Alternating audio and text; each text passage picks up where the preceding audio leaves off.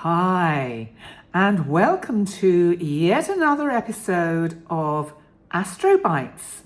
And today is Friday, the 6th of September 2024. And it's my parents' wedding anniversary. They got married in 1952. I was born in 1955. And so I always remember September the 6th. It's kind of sort of engraved on my heart, I suppose. And so happy wedding anniversary to my parents in that other dimension, the one that where we shift into when we leave our physical bodies. Anyway, back to the astrology. Enough of my reminiscing, but maybe there's some reminiscing or reminiscencing energy around today in the astrology. The most kind of powerful aspect that we have today is, well, there are two. There's a growing square between Uranus in Taurus, that of course is now retrograde. Uranus, our planet of the unexpected, sudden shocks, surprises, can also be the internet. It can be internet difficulties and problems, social media. It's squaring Mercury, which of course is all about communication. And Mercury is currently in Leo. So we have this energy as we come to the end of the week, whereby I expect there to be startling, sudden revelations, difficult information that is released on the world stage and maybe even in your personal lives. So be aware and be prepared that you may receive a surprise or a shock that will kind of mean you have to really get moving and you have to kind of shift yourself and shift your energy to accommodate the new kind of state of affairs. The sun, of course, is in Virgo, and of course it's coming up to oppose Saturn, but that's in 2 or 3 days' time. And the other notable transit today is really between the North Node in Aries, which is on the IC of the chart, which means it's the nadir, it's the cusp of the 3rd, 4th house. So that's from the 3rd house, which is about communication, into the 4th house, which is about home and family. So we've got the North Node here in Aries in this event chart. Now, of course, the North Node is clearly opposite the South Node, which is about the karma that we bring in. It's about perhaps what we've already sown as in seeds of situations, words, actions. It's like the chickens can come home to roost today. We may have to face up to some challenging or difficult truths because the South Node in Libra is in the 9th house, and the 9th house traditionally is a Sagittarius house. Therefore, it can be about truth and justice. And of course, Libra, as we know, where this energy is all about balance and harmony. And this is something that has to be gone through to get to harmony and balance within significant relationships. I say that because Lilith, who, as we know, is a kind of point in space, but the symbolism of Dark Moon Lilith is to represent, let's call it the divine feminine's shadow. So this is where we get, basically sexual. We get physical. We get, it's not the divine feminine that is the goddess that somehow is so pure and perfect.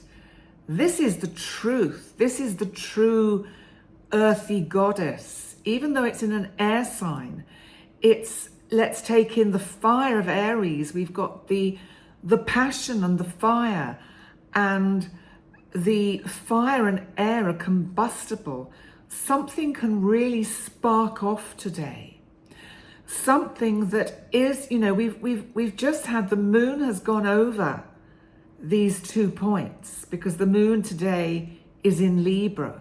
So it's bringing in this energy. It's like the end of the week, and resolutions need to be kind of brought into our awareness. We need to basically take responsibility for where we find ourselves in situations in our lives and look at the best way out of them, the best way forward, to see how we want our futures to unfold.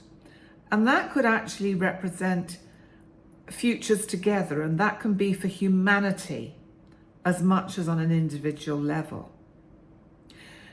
Now, we still have this supportive, which is going to be ongoing, these sextiles from Neptune retrograde in Pisces to both retrograde Uranus in Taurus and retrograde Pluto in Capricorn. And Pluto and Uranus are also trining each other. So this energy, in spite of what can seem on the surface challenging, difficult, brings up a lot of situations that one has to give careful thought to, it's being supported behind the scenes, or it's being supported. It's as if the changes that need to take place are timely. It is time for these changes to happen so that everyone can move forward on their particular life path. I hope that kind of resonates or makes sense in some way for the general energy of how I see the astrology today, because it is quite, I was going to say it's just a potentially, the day ends or the week ends with, well, we go. Didn't quite see it unfolding this way, whatever it is that this is. And this, as I say, can be on the world stage as much as situations in your family, in one-to-one relationships, in friendships. Use the energy constructively. Think of the fact that you've got that support from what is bubbling away underneath and behind the scenes. Have faith and trust it, which brings us to the word of the day. And today, I think it's quite a cool word. It's commitment. Well, that is an interesting word, isn't it? Because, all through our lives, we have to struggle at various times to commit to a path, to commit to a course of action, to commit to maybe a spiritual path, a religious path, to commit within a relationship, within a friendship, to commit to plans that one is initiating. And it's a powerful word. It's a word that a lot of people, or the actual energy of commitment, a lot of people find it very difficult to commit to a course of action that will ultimately bring required and needed and wanted change in their lives, because it may mean or involve taking or making changes that are challenging, difficult, scary. But if we don't commit ourselves to our own life path and be loyal and true to our integrity, truth, and authenticity, then what happens is we can actually fall back into the procrastination and the lack of motivation, and where we constantly chop and change and cannot commit to anything for very long. So commitment is a really important part of life lessons, and empowering us to live our lives, to live our best life, to live it in a good, rewarding relationship with another. That's not always easy, because to find the level of commitment to be equally Libran based from both parties is hard. We have to commit, for example, to parenting. That, I'm not a parent. I would have loved to have been a parent, but sadly, it wasn't to be.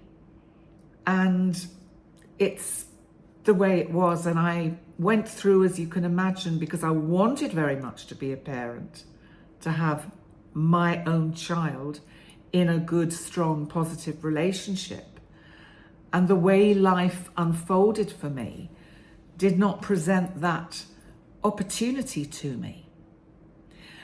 And then I had to choose to commit myself to myself, but not in a selfish way that promotes egotistical narcissism, but in a sense, I thought, well, I have to commit myself to my talents and giving of my talents and doing basically, in a sense, what I have transformed into doing now, empowering others through dialogue, astrology, communication. You know, when you start a YouTube channel, you really have to commit yourself to it. The only way it's going to take off is absolutely being totally dedicated and committed to it, hard work and consistency, and a subject that has an appeal to people, obviously, and an ability to put that across, to present it well. You know, it is interesting, but the commitment required. And you see, I think if you're only doing it on a half measures, the audience pick that up unconsciously and they will drift away or switch off. So what are other ways that we can honor or look at commitment? And maybe this is the word you need to keep in your psyche today and work with. Let's have a look at some of the quotes that I found around commitment. Well, of course, we have to start with Abraham Lincoln, don't we? Because he said, commitment is what transforms a promise into a reality. Now, how true is that? You know, it brings up trust issues. When people say they're going to do something, and, you know, yes, I really mean it, and I'm going to do this, and I promise, and I promise, and I promise, and they let you down. And then, as the person on the receiving end, we get into trust issues, so that it's very difficult when maybe the right person says, I'm committed to this, I'm committed to you, I'm committed to the path we're going to share together. It's difficult if you've always had bad experiences of trust and commitment to trust it. And this is an interesting quote from somebody called Neil Strauss. Without commitment, you cannot have depth in anything, whether it's a relationship, a business, or a hobby. And that, I think, is also an incredibly powerful statement. And then I'm looking at the one underneath, which is from somebody I think we've spoken about before, someone called Peter Drucker, or Drucker. Unless commitment is made, there are only promises and hopes, but no plans.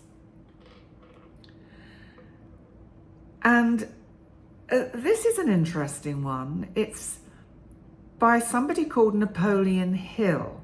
I don't know whether it's the original Napoleon, I don't think so.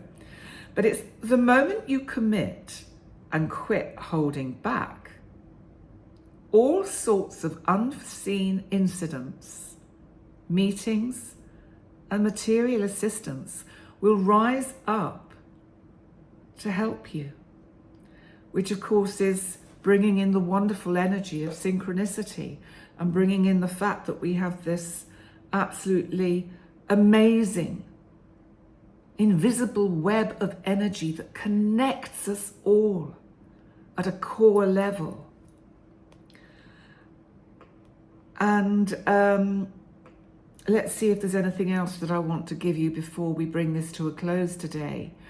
Well, this, of course, is what I was saying about YouTube and doing videos. Without commitment, you'll never start. But more importantly, without consistency, you'll never finish. And that was Denzel Washington. So there we go. The importance of commitment in achieving goals, building relationships, and creating fulfilling lives. And that's what I really wish for all of you. I wish you to have fulfilling lives and be happy. So there we go. That's today's Astrobite for Friday, the 6th of September.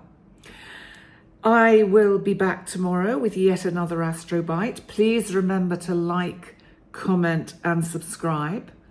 And I really look forward to seeing you tomorrow. Bye for now.